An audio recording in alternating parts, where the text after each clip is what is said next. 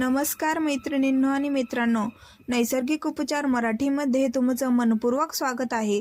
आज मी तुमच्यासाठी एक असा अतिशय प्रभावी आणि पारंपरिक घरगुती उपाय घेऊन आले आहे, ज्याचा उल्लेख आपल्या जुन्या पारंपरिक उपचार पद्धतींमध्ये आणि अनेक वर्षाच्या अनुभवांमध्ये केला जातो।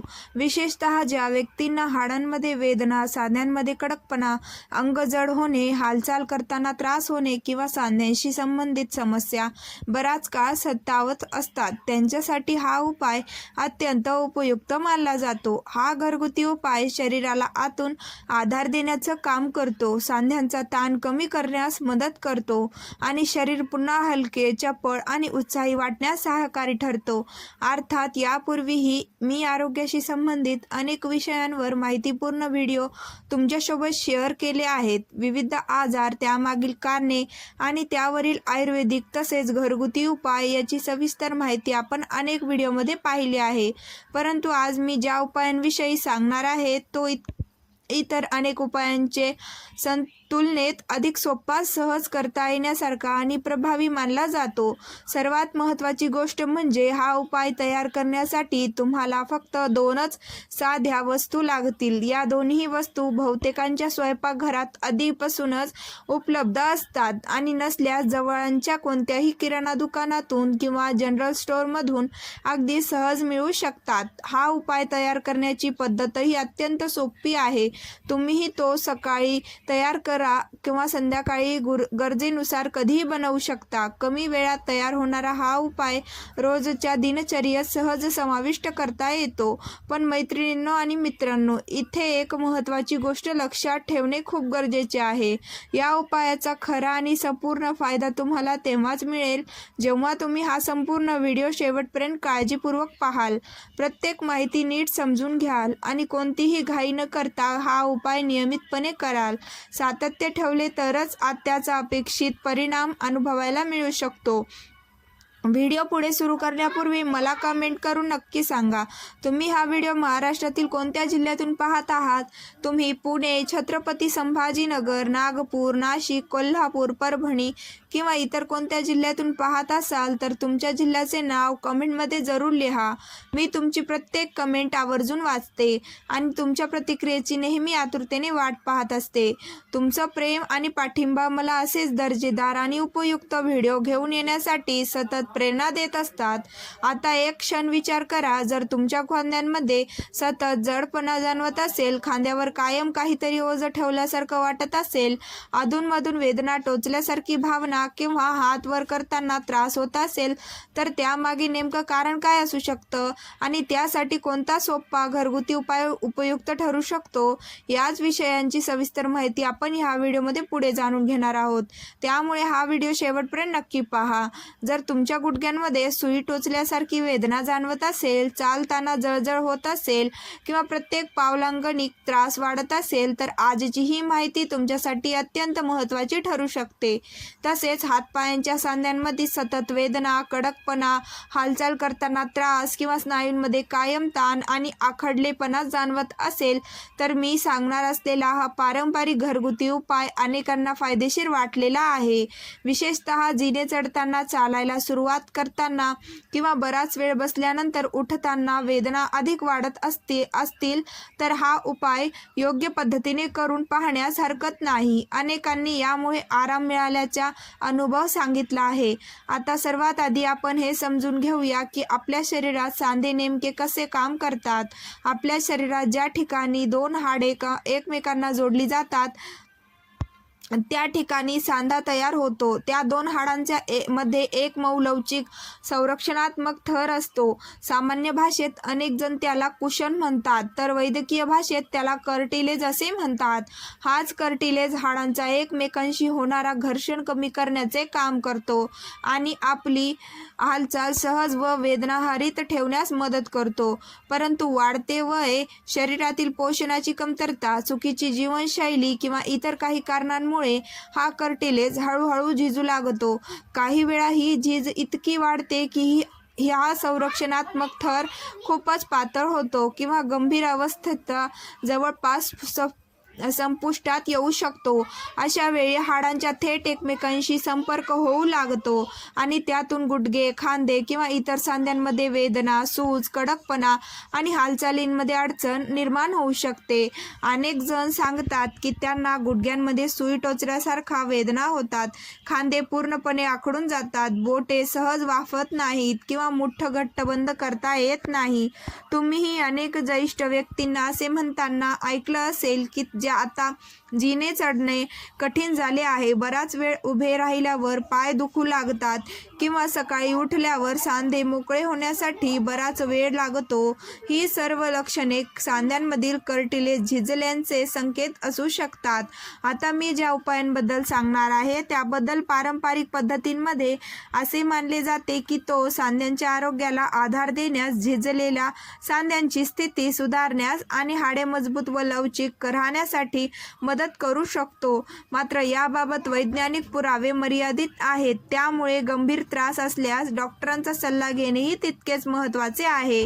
मी आधी सांगितल्याप्रमाणे हा उपाय तयार करण्यासाठी फक्त 2च गोष्टी लागतात, पण त्या कशा एकत्र करायच्या, कशा तयार करायच्या आणि योग्य पद्धतीने कशा वापरायच्या हे समजून घेणे अत्यंत आवश्यक आहे। म्हणून मी तुम्हा सर्वांना विनंती करते की हा व्हिडिओ शेवटपर्यंत लक्षपूर्वक पहा, प्रत्येक माहिती नीट समजून घ्या आणि अपुरी माहिती घेऊन कोणताही उपाय सुरू करू नका। सर्वप्रथम तुम्हाला एक स्वच्छ आणि पूर्णपणे कोरडी काचेची बाटली घ्यावी लागेल। इथे एक महत्त्वाची गोष्ट लक्षात ठेवा, ही बाटली प्लास्टिकची नसून काचेची असावी, कारण पारंपरिक पद्धतींमध्ये अनेकदा तेल साठवण्यासाठी काचेची बाटली अधिक योग्य मानली जाते। तुमच्या घरी मोहरीचे तेल असेल तर त्याचेही वापर करता येऊ शकते, पण अनेक आयुर्वेदिक ग्रंथांमध्ये आणि पारंपरिक उपचार पद्धतींमध्ये तिळाच्या तेलाला विशेष महत्त्व दिले गेले आहे, म्हणून शक्य असल्यास तिळाचे तेल वापरण्याचा सल्ला दिला जातो। तिळाचे तेल नैसर्गिक, गुणकारी आणि शरीराला पोषण देणारे मानले जाते। अनेक वर्षापासून वेदना कमी करण्यासाठी आणि शरीराला मालिश करण्यासाठी त्याचा वापर केला जात आहे। आयुर्वेदातही तिळाच्या तेलाचे महत्त्व विशेष सांगितले गेले आहे। अष्टांग हृदय यासारख्या आयुर्वेदिक ग्रंथांमध्ये नियमितपणे तिळाचे तेलाने हलक्या हाताने शरीराला मालिश करण्याचा उल्लेख आढळतो। पारंपरिक मान्यतेनुसार यामुळे शरीरातील कडकपणा कमी होण्यास, सांध्यांची हालचाल सुधारण्यास आणि स्नायूंना आराम मिळण्यास मदत होऊ शकते। म्हणूनच मैत्रिणींनो आणि मित्रांनो, या पारंपरिक घरगुती उपायांसाठी शक्य असल्यास मोहरीचे तेलाऐवजी तिळाचे तेल वापरण्याचा सल्ला दिला जातो। पारंपरिक मान्यतेनुसार तिळाचे तेल शरीराच्या खोलवर पोहोचून त्वचा आणि स्नायूंना पोषण देण्यास मदत करते, त्यामुळे मालिश करताना त्याचा अधिक चांगला अनुभव मिळू शकतो।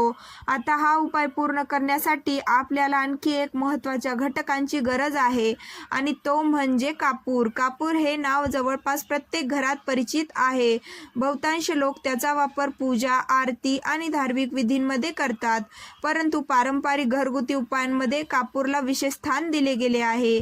अनेक लोकांचा असा अनुभव आहे की कापुराचा सुगंध घेतल्याने नाक मोकळं वाटण्यास मदत होऊ शकते आणि श्वास घेण्यासही काही प्रमाणात आराम मिळू शकतो।